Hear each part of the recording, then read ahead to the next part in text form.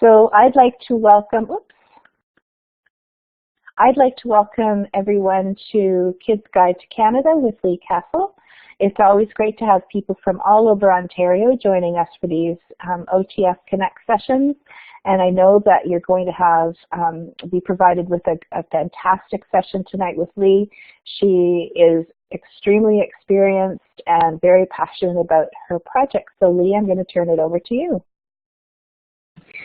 Great, thank you very much. I am very excited to be here, and thanks Jen and Melanie for joining us, and hopefully we have some other people pop in tonight.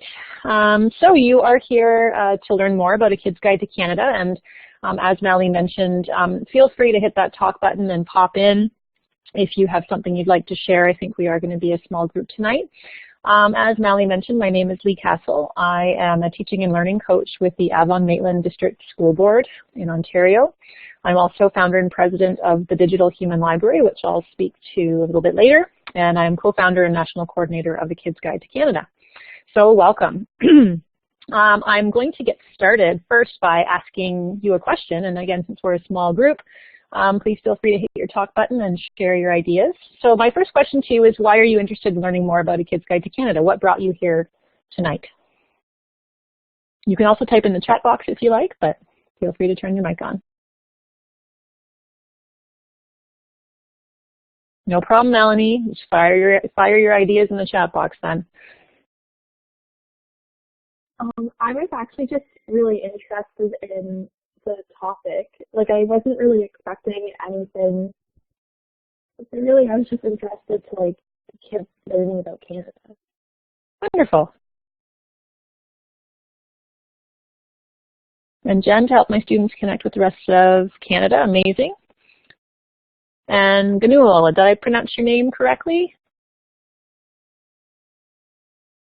What brings you here?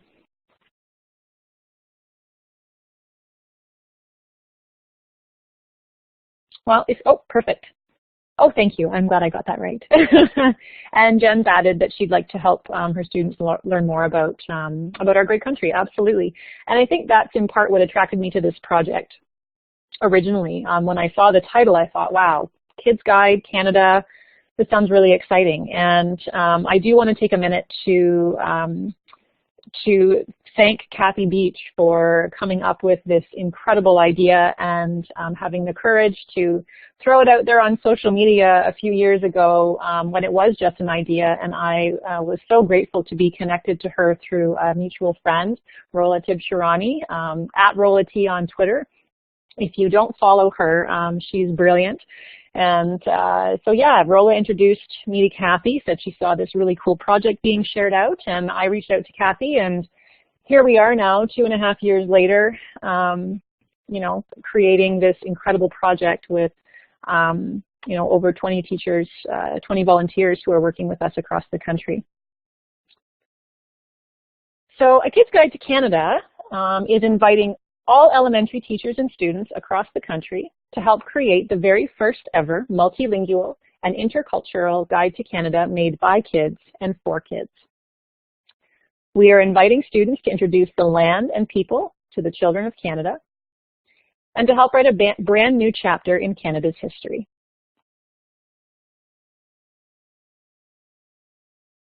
And connect classes from coast to coast to coast, because we do have 3. And to help create and share their points of view with the world. And the reason that we're doing this is because kids can and want to. And our team really strongly believes that we have a responsibility to help our kids discover their voice and that their voices genuinely matter. There are a few hashtags that we use routinely with the project: You Matter, Kids Matter, and FNMI Kids Matter. We also wanted this project to help kids and teachers as well deal with some of the harder challenges, specifically related to conversations happening now around the Truth and Reconciliation Commission and the report that was put out. So one of our big goals with this project is to connect kids living in the North, as well as our FNMI students living across the country, with one another, so we can start to work towards reconciliation. And we want the conversation to begin with kids. So one of our main goals of the project is to help develop student capacity for understanding, empathy, and respect. And that's quoted directly from the TRC Call to Action 63.3. And Mally has shared the link to the Truth and Reconciliation Commission report in the chat box. And if you haven't had a chance to look at it, it is really interesting, and I strongly encourage you to do so. So the Kids Guide to Canada project, like I said, started a few years ago. We have an incredible team of volunteers from across the country who are helping to create, again, this first multilingual, multicultural, and interactive guide to Canada created by kids and for kids, hosted by Esri Canada. And as you can see here, this is the front page on our website. And if you haven't had a chance to visit our website, you can find us at akgtcanada.com.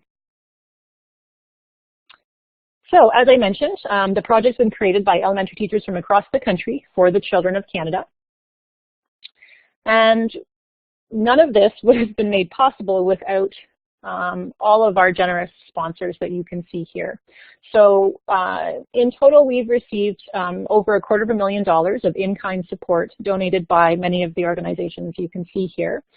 Our project was also funded by the Government of Canada as a Signature 150 initiative. Esri is one of our big sponsors. Our interactive map to Canada is hosted by Esri Canada. The Digital Human Library is another one of our huge sponsors, and iHub Niagara has also been hugely generous and supportive throughout the project so far. So A Kid's Guide to Canada is entirely cross-curricular. It is inquiry-based, multilingual, as I mentioned, so students are creating artifacts and sharing content in their native language. It's inclusive, and we focus on helping students develop those 21st century or modern skills with a specific focus on communication, collaboration, critical thinking, and creativity. A Kid's Guide to Canada is all about focusing on engaging students in rich tasks that help them think very deeply, not only about who they are, but where they come from and what it means to them to live in Canada and be Canadian. Students are creating artifacts of their choice. So we do focus on student choice, and they're designing the kinds of things that they want people to see that are representative of, again, the land and the people and where they live in Canada. We are focusing on student voice, as I mentioned, because this project is, again, driven and created by kids for kids. Within this project, we're also focusing on digital citizenship and safety, and I will touch upon these again in much greater detail a little bit later on. And so we've now come to the main activity in the project. So this is where we're going to spend a lot of time, and we're going to dig into some of those ideas that I just presented quickly at the beginning. So the main activity in the project is creating community introductions. And basically what we're asking kids to do is create artifacts that represent the land, people, and I guess, well, say the land and the people and what it means to live in a particular neighborhood, in a particular community across the country.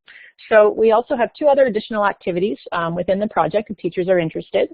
Once your students have created artifacts and the teacher has posted those artifacts to the interactive map, you then have the option of part 2, which is connecting with classes across the country. And there's a third part as well that creates opportunities for your class to engage in activities on 3 different themes. And I will talk about each of these pieces in great detail. There are all kinds of instructions, resources, and videos to help teachers every step of the way. And all of these pieces are posted on our website. And so now I'm going to focus on part 1, creating community introduction. So this is the piece of the project that is the actual guide. So let's get started. So, as I mentioned, we're inviting all K-8 students across the country to put their neighborhood communities on the map.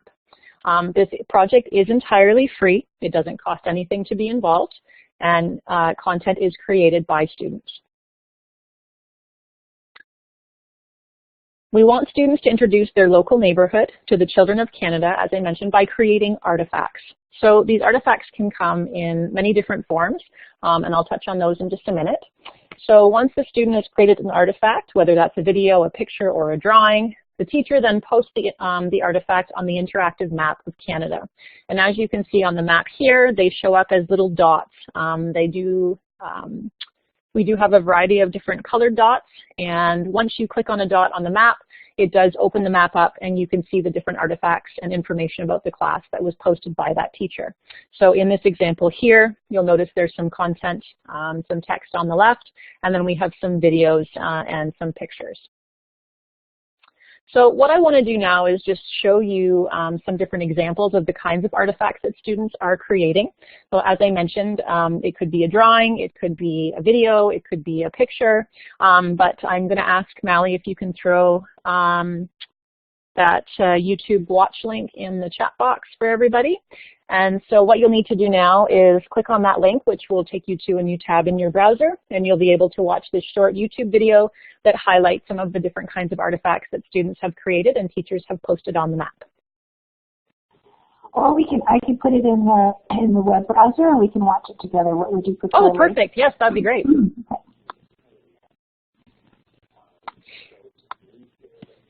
I'll also post it in the chat. Mm-hmm.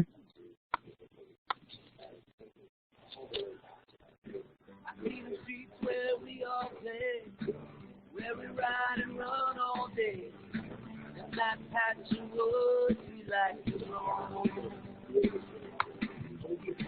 I see the city where my uncle lives, down along the water where Grandpa lives. I see the place we call home, and that's me on the map. There's my town, that's my street, winding around, that's me on the map. Hey, hey, that's me on the map. Here I stand, that's my state, this is my land, that's me on the map. Hey, hey, I see the wildlife preservation, where we take a summer vacation. I see the trails around the lake. There's a river where we go fishing, and that's the mountain I wish for. I'll be climbing up today. That's me on the map. There's my town, that's my street. Winding around, that's me on the map. Hey, hey, that's me on the map. Here I stand, that's my state. This is my land, that's me on the map. Hey, hey.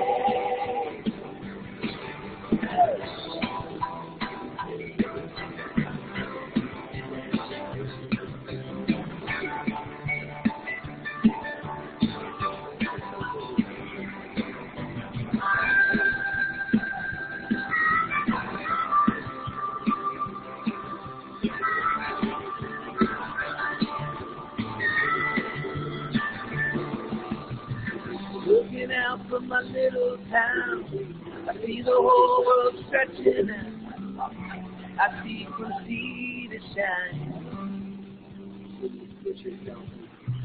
Right here from my little road, all the places we can go, lead me to you and you to me. That's us on the map. There's our town, that's our street. Winding around, that's us on the map. Hey, hey, hey. That's us on the map. Here in Canada, it's our world. Big and grand, that's us on the map. Hey, hey, hey.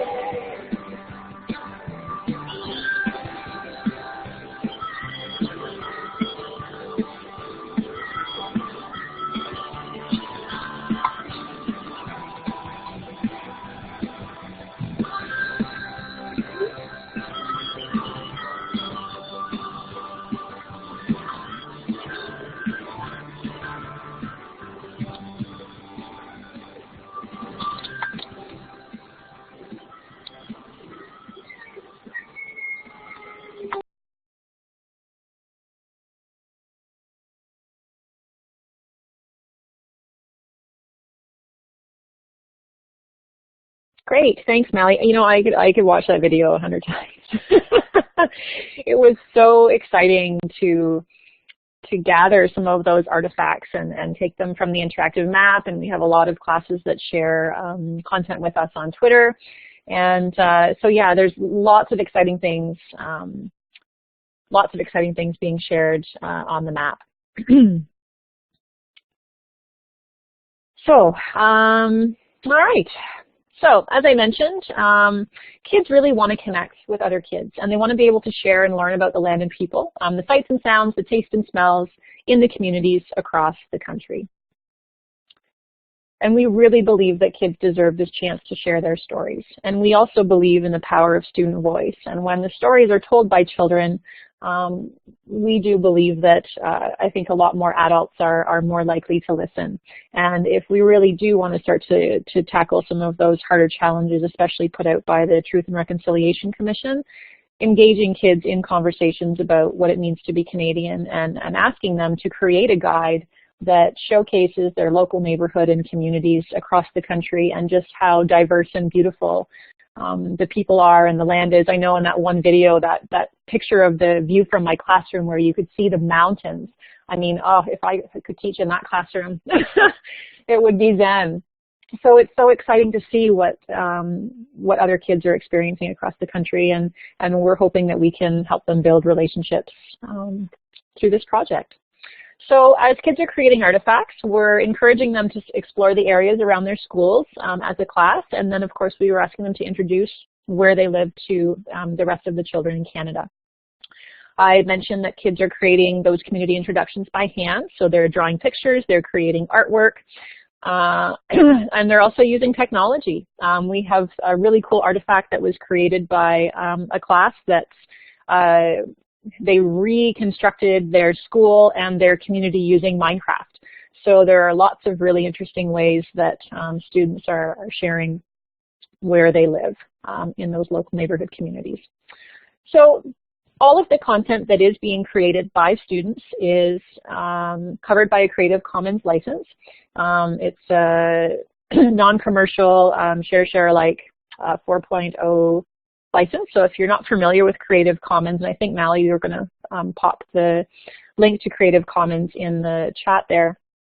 Creative Commons is it's a website that not only does it help you create a license for a piece of work that you do want to publish online in a very simple, I think, 3-step process that really just requires you to click on the dot for 3 boxes and make your choice, and then the Creative Commons license is presented to you.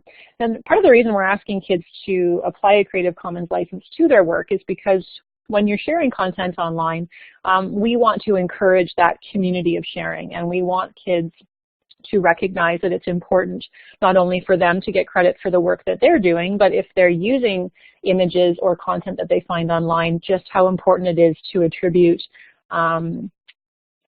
make sure they give attribution to the person that created that content originally. So Creative Commons is a space that you can find content that you're allowed to reuse and repurpose with permission, and it's also a space where you can create a license that you can add to your work. So when you share it online, you can let other people know if they can reproduce it or use it for their own purposes. So as I mentioned, all the original student work posted on our project will be protected by that license. And you can see there are lots of different examples there of just even photographs that have been shared with the Kids Guide to Canada from different places around the world. And I do want to stress that kids are the authors and the creators of all the content that goes in the guide. No adult content is allowed, and we do enforce that rule. So please make sure that if your kids are getting involved, that they are empowered to be those creators of that content. We want their voices and we want their stories told through their perspective. So for safety reasons, only teachers will have access to post the student artifacts on the interactive map of Canada. So when you do visit the website, you will be asked to register as a teacher, and that's something that I've made time for at the end of this webinar. And once you've registered and your registration has been approved, you then have a chance to visit the login page, and this will take you into that the space on our website where you can find and access the artifact entry form. So once you've logged in and accessed that entry form and entered in all your information and uploaded your artifacts or shared a link to your artifact if it's posted on our website or a blog or if it's a video on YouTube, your class contributions then show up on the interactive map of Canada as I mentioned earlier as that little dot. And you, based on the location that you provide on the artifact entry form, that little dot will show up for you representing your location in Canada. And so just to blow that up, as I had shown you earlier, once you visit the map, you will see a little pop-out on the left-hand side, which has information about, it has the teacher's name, it has the name of the school, and what grades the students are in. And then it also has information about the community neighborhood, whatever is provided by the teacher. And then, of course, we're going to see the artifacts shared at the bottom. If it's a collection of images, or like I said, a link to a blog post, or a website, or a YouTube video. There's lots of different ways that students are sharing their content. So when you do visit the interactive map of Canada, which I'm going to give you some time to visit in just a sec, this is exactly what you're going to see. So when you arrive, as I mentioned on the left-hand side, there's some content there for you to read, and then the interactive map is on the right, and you can view any of the places and find information and learn more about the classes just simply by clicking on one of those dots, and I'm going to give you some time to do that now. So the link to the interactive map is on the map, and Mally has just posted it in the chat as well. So Mally, would you like to set the timer maybe for, I don't know, what do you think, 5 minutes? Is that too long, 3 minutes?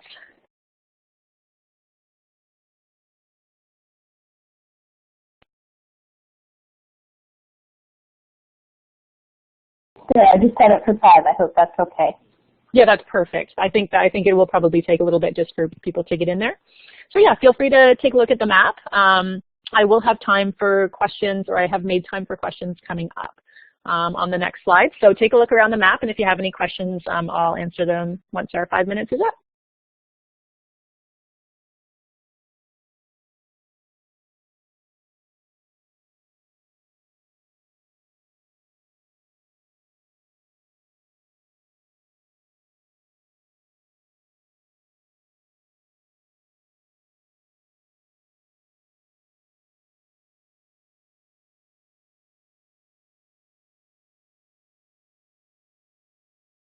All right, if you aren't back with us, if you could pop back in. Hopefully you had some time to explore some of the posts on the interactive map. And my question for you is, do you have any questions for me? Did you have any questions about the map, or any questions about part 1 of A Kid's Guide to Canada? And feel free again to use the talk if you like. Well, Melanie, if you only found 3 schools in your school board, then you need to add your class to the interactive map as well. And hopefully encourage some others to get involved too. Because the focus really is on your local neighborhood community. So even if there's a school, 15, 20 minutes away from you, their local neighborhood and the things that they see and do and the experiences they have will be different. So we are encouraging all classes to get involved. Any questions? Okay. So the first part of the project really, and that's when you register, that's the commitment that you're making to contribute, well, not for you to contribute, for your students to create those artifacts that will then be shared on the interactive map of Canada. Absolutely, Karen, you can still add your community. Originally this project was only going to run for the Canada 150, over the Canada 150 year, but there was so much excitement and enthusiasm from classes that wanted to be involved, and it took a long time to get information out to all of the schools across the country. So we've decided to extend the project, and at this point it is open I don't want to use the word indefinitely, but we don't have any end in mind. So you absolutely have until the end of this school year, and we're picturing that the interactive guide, as well as those connections, of course, those will continue on.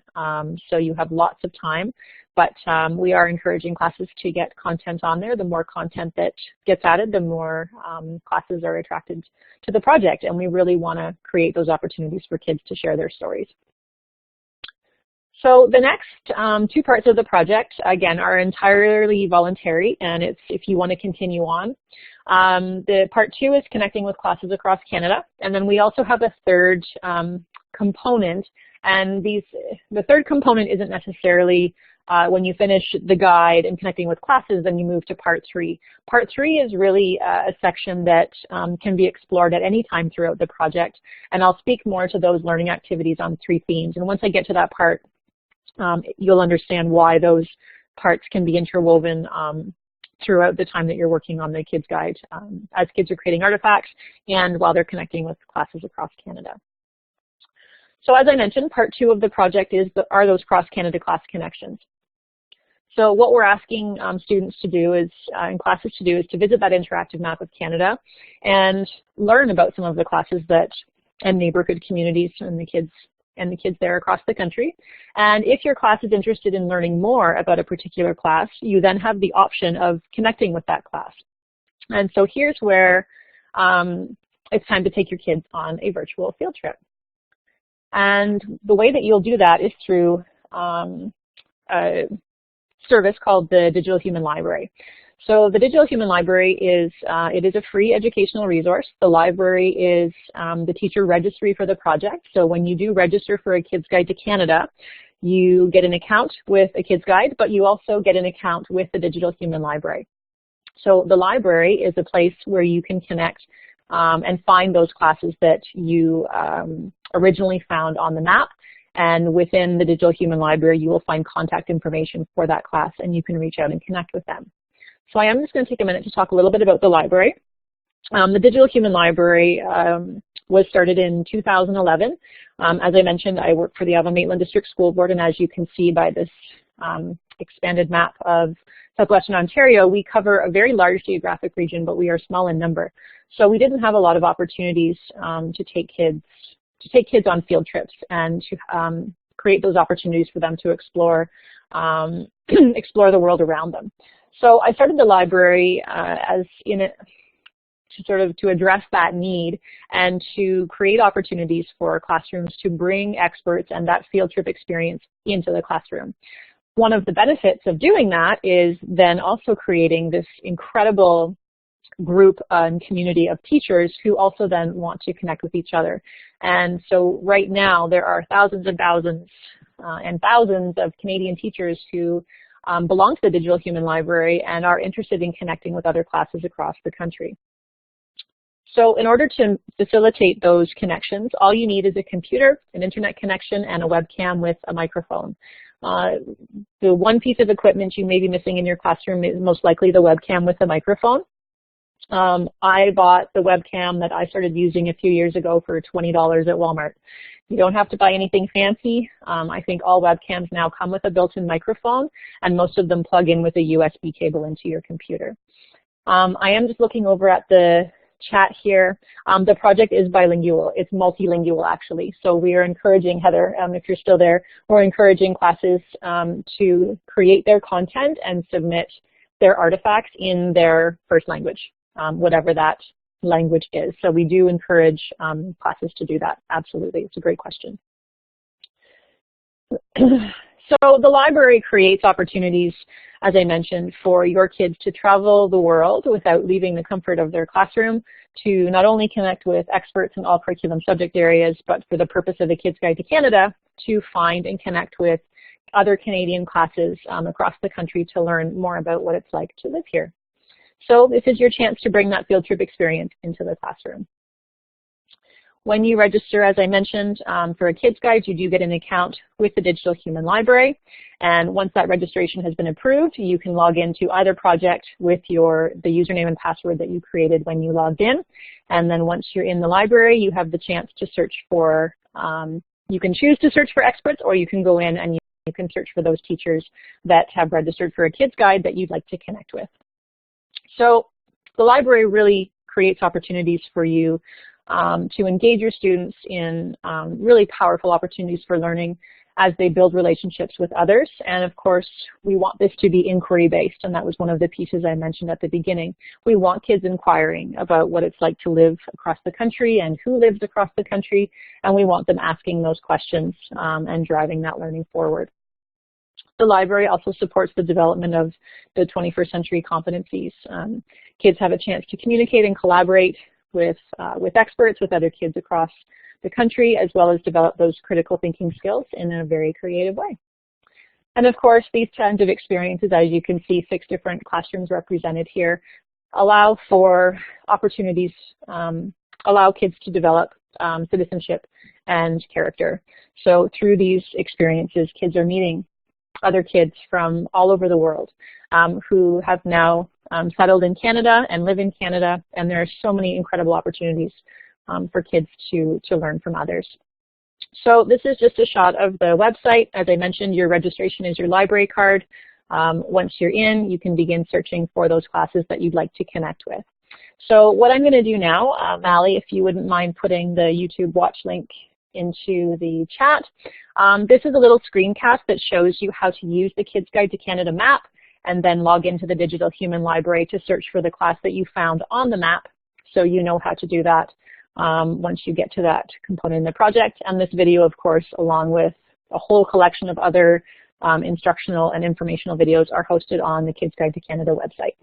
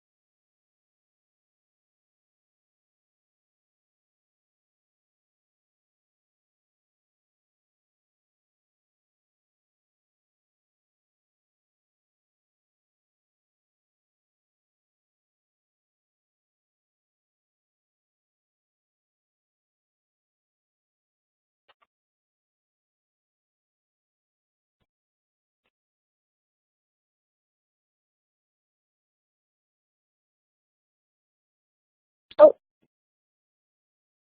thanks, Mally. So that quick little screencast, as I mentioned, is on the website for future reference, but it's really a fantastic way to connect with those classes that you find on the map. And once your kids get involved in the Kids Guide to Canada, we've heard a lot of positive feedback and about classes being able to go on the map and locate different classes, and then having that opportunity to actually connect with them and have those conversations has just been really, really, really incredible. If your class is living in a remote area and internet access or technology is an issue, we do have a system in place to provide extra support for you. On the Kids Guide to Canada website, there is a page specifically dedicated to this, this topic, and one of the organizations that we're working with is Contact North, and Contact North has internet centers that are sort of placed strategically in and around Northern Ontario in particular. And those centers are available for teachers to use if they need internet access or service to be able to post their artifacts on the interactive map.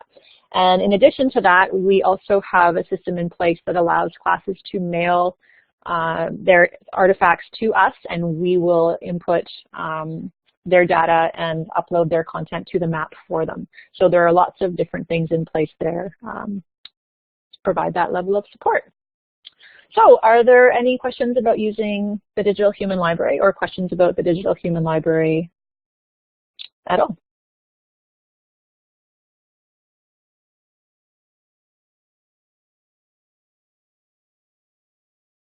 Okay.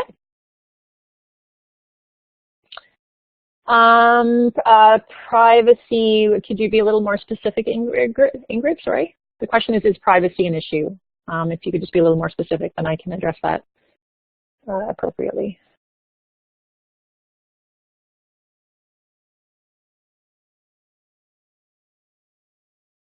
Just featured on the website. Okay, so we actually don't allow any images of students on the interactive map. So any pictures that are shared by classrooms, we do discourage posting children's faces. We also don't accept any content that has a student name attached to it. So there are specific measures in place, and I will address some of the safety measures in more detail at the end of the session. So we, like I said, we do have some of those measures in place. It's a great question. It's a question that we get asked often. So again, as I mentioned, we do discourage photographing students face on. The focus is, again, introducing the land and their neighborhood communities really to the other children of Canada. And yeah, and just to reiterate, we don't accept any content posted that has where students have been identified by names. If you want to change, so you've already posted on the map, the question that was posted here, I'm going to make that assumption that something has been posted on the map.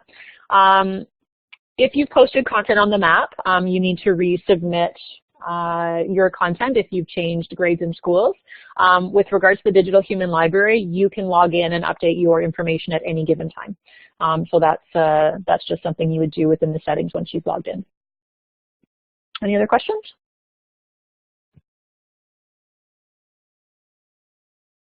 Okay, let's carry on. So we've now come to part 3, and as I mentioned, this is we've organized this as a section of the project, and we've grouped 3 content pieces together, and we've called this part 3 learning activities on 3 different themes. So we have content and resources specific to Kids Matter, which is a movement that was started by Angela Myers. We also have a lot of information and resources about cross-cultural connections and communication. And then we have a whole collection of resources to support that digital citizenship and safety piece. At this point, so I'm just looking over the chat here, there was a question about a deadline. There isn't a deadline at this point. The interactive map is open for posting until the end of this school year, and we are anticipating leaving the map open for the 2018-2019 school year as well. The Digital Human Library will be open and is ongoing, and there is no indefinitely. So the library there's no end there. The library is a not-for-profit organization that will be around hopefully for years and years and years to come. But yeah, as far as the Kids Guide go, you absolutely have until June, and our intention is to continue on with the project and leaving the guide open for next school year as well. So the learning activities on 3 themes, I'm going to just start by talking about the Kids Matter piece. So this was some work that we did in partnership with Angela Myers. She is the genius behind Genius Hour, if that's something that you've explored in your classroom. And her movement really focuses on helping kids discover their meaning, value, and hope in the talents and gifts they have to share. And her mission aligned beautifully with our mission. So we did some work together, and Angela was kind enough to share some of the activities from her book that we had translated into French. I should mention our whole website, the project is offered in French and English, so everything on our website is available in French. So the activities that she gave us permission to use have been translated and are available on our site, and there's some really incredible opportunities for learning there. This is one of the quotes that we feel really embodies the message that Angela is trying to convey, and that a Kids Guide is trying to convey as well. You are enough. You have influence. You are a genius. You have a contribution to make. You have a gift others need. Your actions define your impact. You are the chance. You matter. And we hope kids internalize this message and feel that they do matter and that their voices are valued. And again, all of this really wouldn't have been made possible without the work that has been done by over 20 volunteers across the country who have made a Kids Guide a reality for students across the country. So I want to take a few minutes here just to share, I think it's a 4-minute clip from the webinar that we did with Angela Myers. And the clip that I'd like you to watch starts at 7 minutes and 28 seconds. So Mally, when you get that started, if you can zip it ahead, and we'll stop at 11:56. It's a section that Angela did, and she's talking about one of the activities that's really important to do yourself and with your class.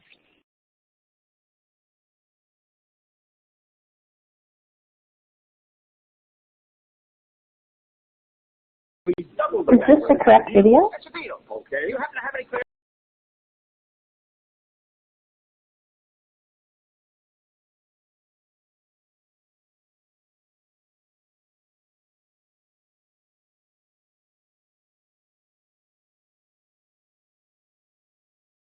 Okay, so you had just a short clip of that webinar, and really, I would, if you have time, I would encourage you to watch that webinar and to watch the piece that Angela does.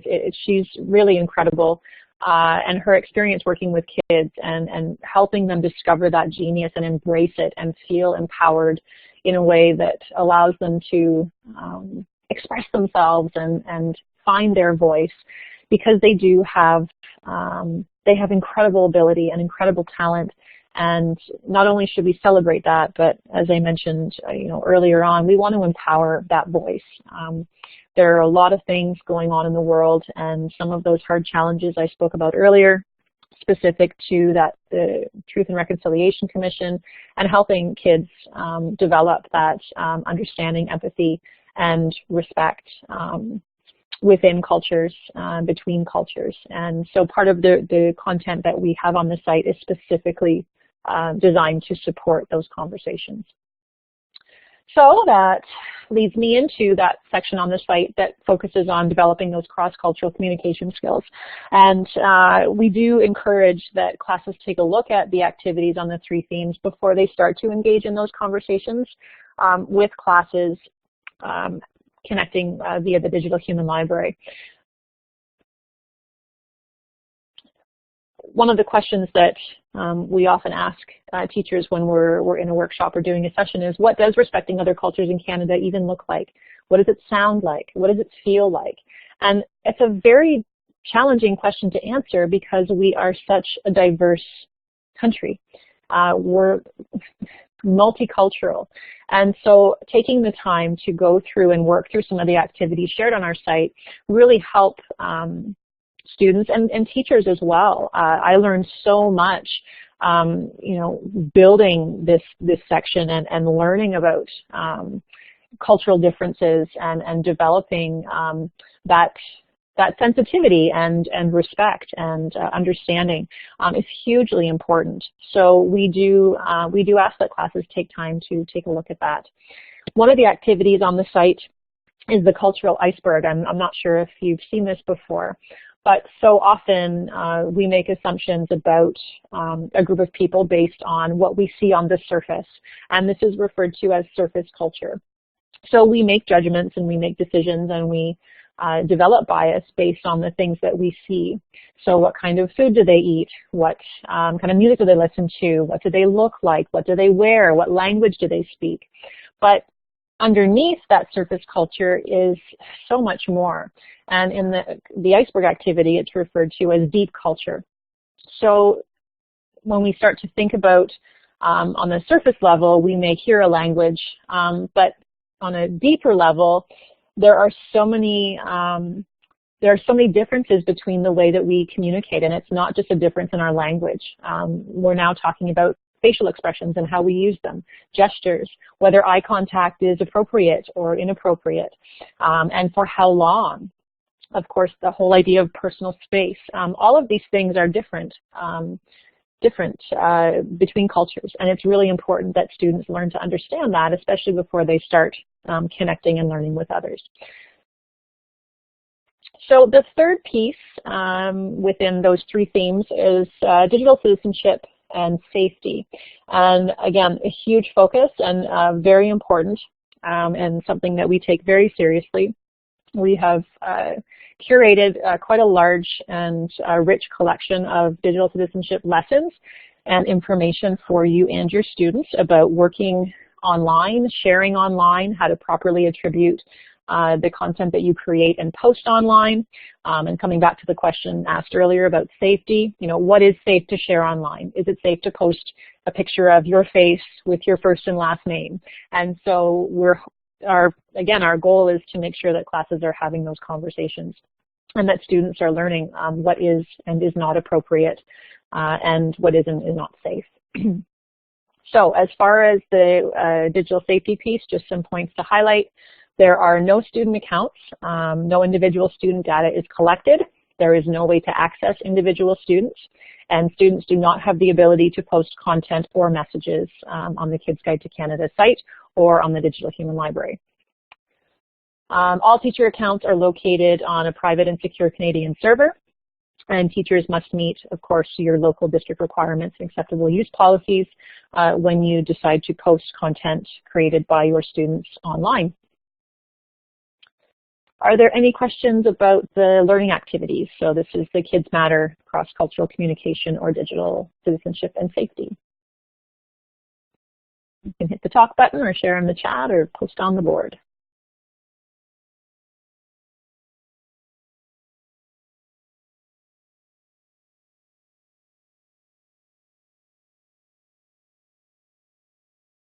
No? Okay.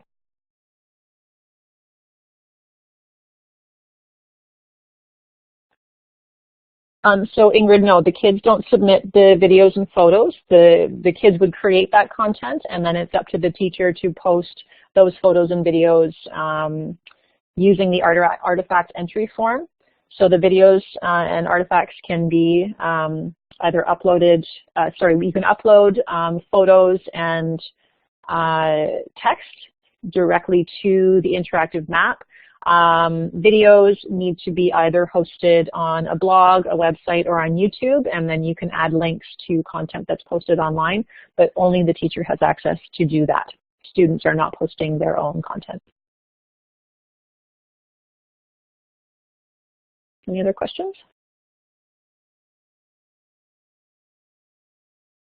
Okay.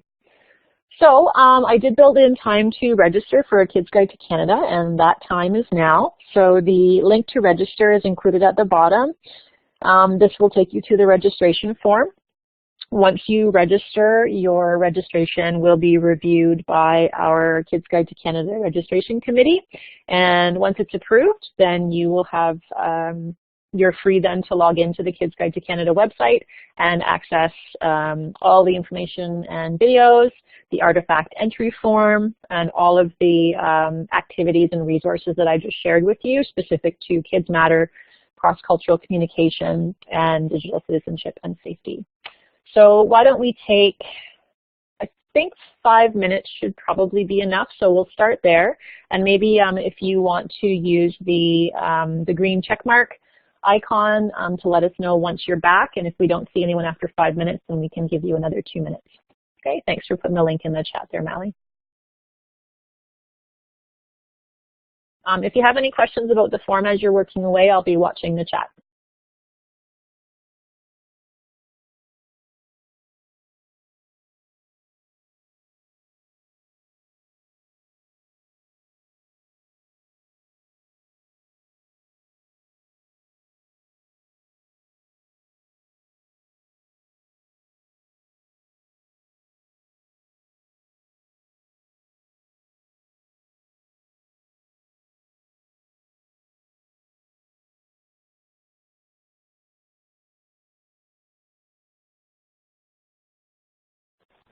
I just realized I was talking and my mic wasn't on.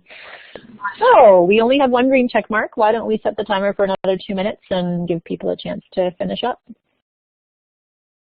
Please and thank you.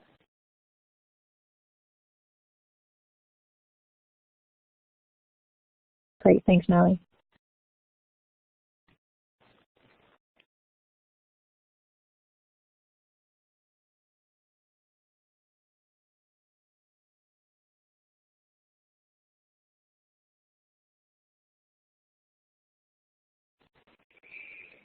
Okay, let's see, we've got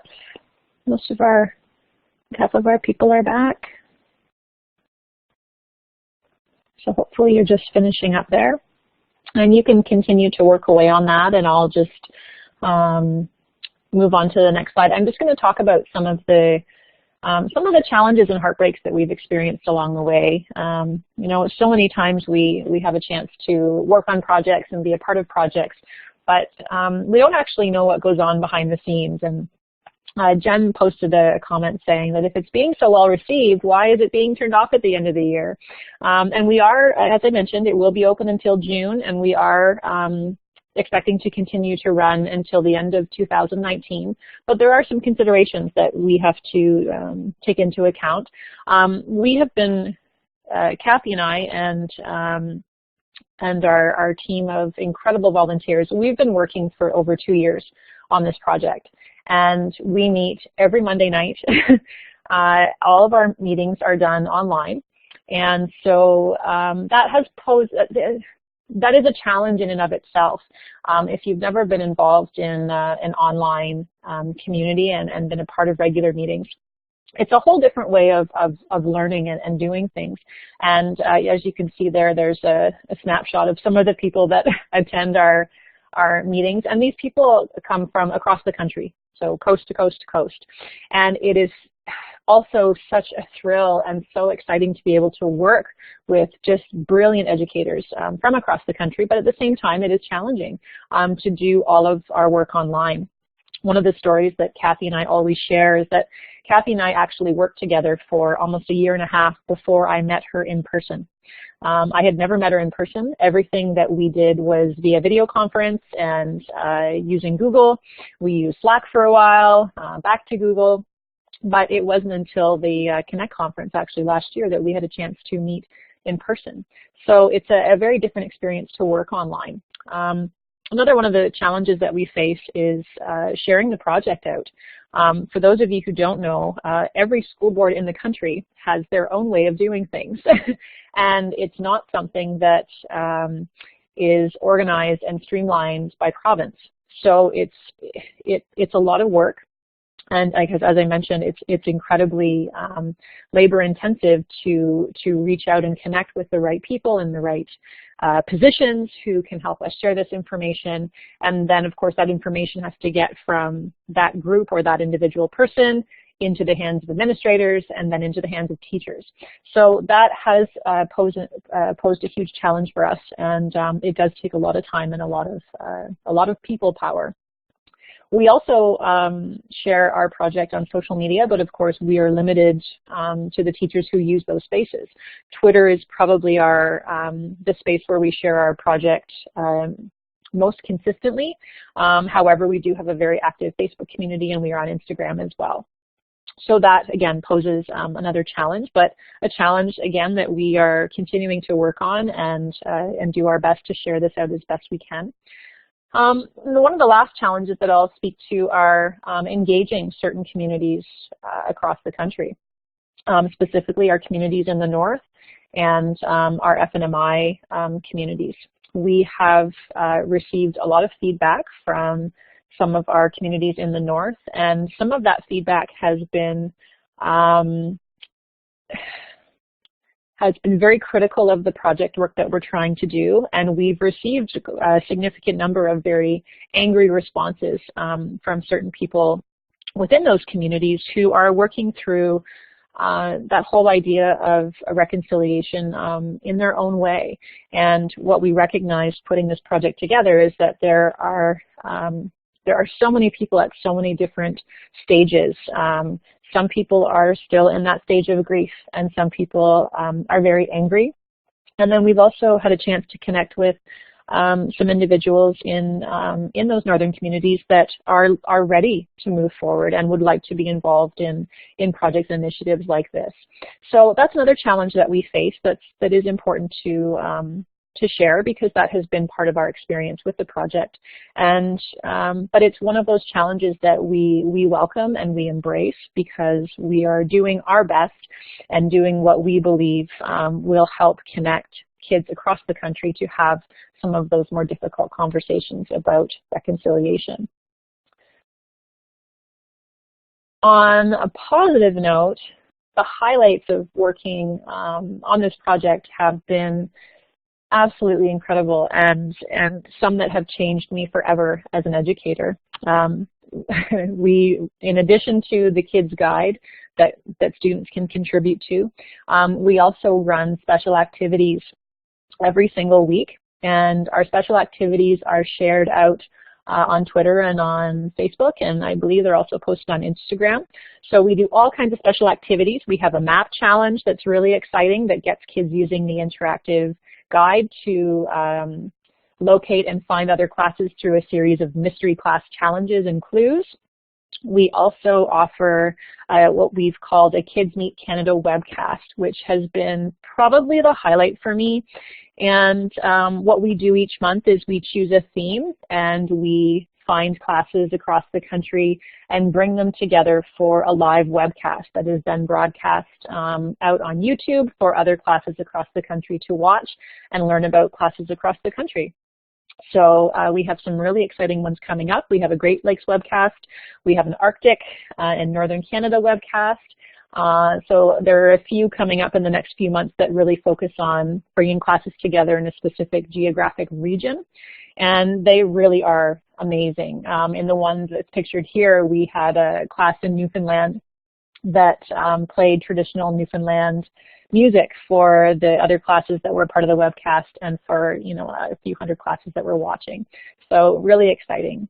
Some of the other special activities we run are photo challenges.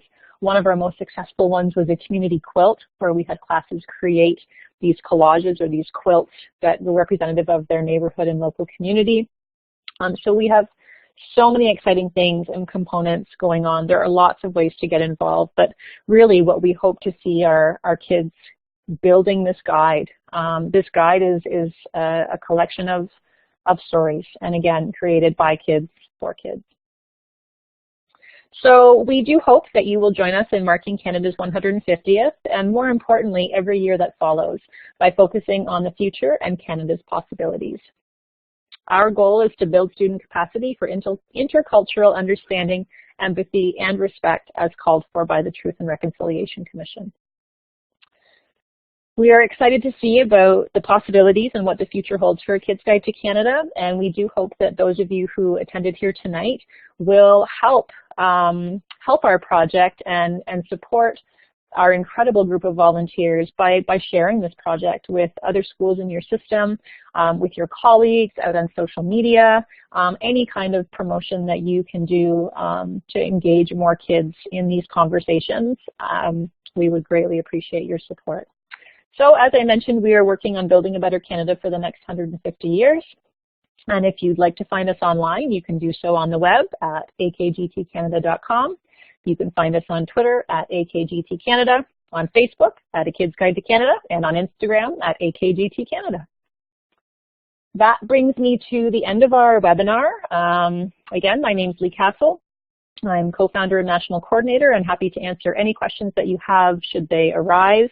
We, again, as I mentioned, have a team of incredible volunteers as well for all of your questions and the Kids Guide to Canada needs. So thank you again for joining us, and if there are any questions, I am happy to take those now, either via the chat box or feel free to use your microphone.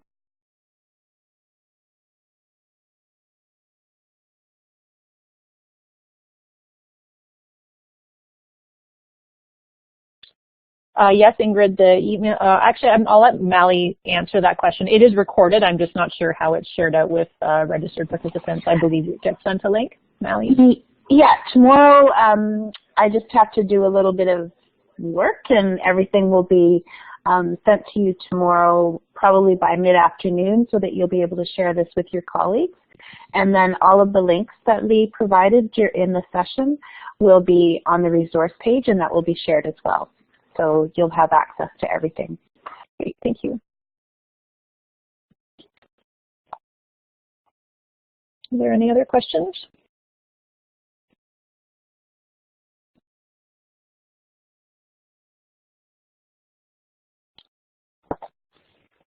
So I'd like to maybe pose a question to the group. How do you think that you could be, maybe thinking in the next couple of days or weeks, how do you think you could roll this out to your classes?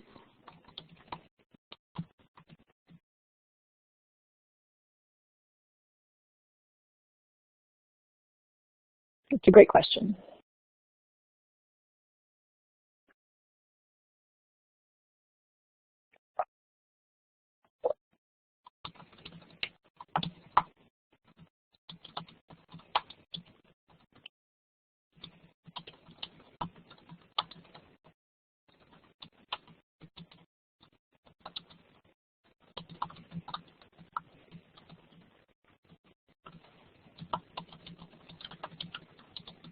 Yeah, and it might be cool to have them explore that map as one of the first activities, Ingrid, to share that map with them and let them see what other students also have contributed. Yeah, that's actually been one of the celebrated ways to engage students initially, is just to take them to the map and show them what other kids have shared. It's really exciting, and I think what makes it real for students is when they actually see their content on the internet, right? It's a big deal.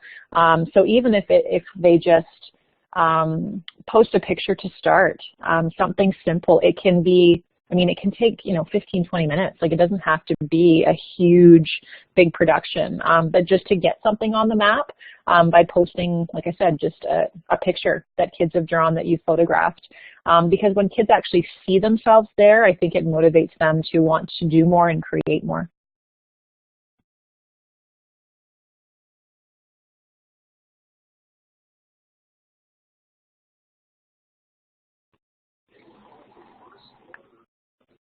All right, okay, so I'm just going to sort of wrap up. Thanks, Lee, for a great presentation. I know that this is a really fantastic passion project for you, and definitely something that if I were still in the class, I would be promoting with my students, because really having those local and national global connections are really important, and to make them feel part of sort of a bigger picture. So thanks for sharing that, and actually all the work that you do in creating. I know that you have been working on it for a couple of years. So just to wrap up on the OTF side, so we have a survey that we'd love everyone to provide your feedback, and it's valuable for 3 different reasons. One is so that Lee can have a little bit of feedback on the session. OTF will know what you have, what you think about participating in these webinars, and also providing feedback to the Ministry of Education who funds these. So there's 3 different ways of getting to the session. One of them is clicking on the link. This is the only live link in the whole presentation. Click on the link on the whiteboard, or I've put the link in the chat. Or the third way is when you log out of the room, it will take you directly to the survey. And if you could fill it out, we'd very much appreciate that. Once you've filled it out, you will be prompted to download a certificate that you can, of participation, that you could put in your professional portfolio. Next, there are some other great sessions coming up through OTF, and they have just listed, I did the slides before, they listed the March session. So if you're interested in participating in some more professional development, there's some great sessions in math and some more global thinking and problem-based learning coming up in February, and then all the way to the March break, and then there's some new sessions that are listed after that. And finally, there's still some funding left for the AQ courses for math, technology, and kindergarten, and you can find out more information on the OTF website. So I'm just going to go back to the feedback link, and we'd love you to complete that. And I know that Lee would love to know how what you thought about the session. Personally, I enjoyed it very much. It's a really great practical strategy that you can use in so many ways in your classrooms. And thanks for sharing your passion with us, Lee. That's just great. And I can attest to using the digital human library that Lee talked about. It's a great resource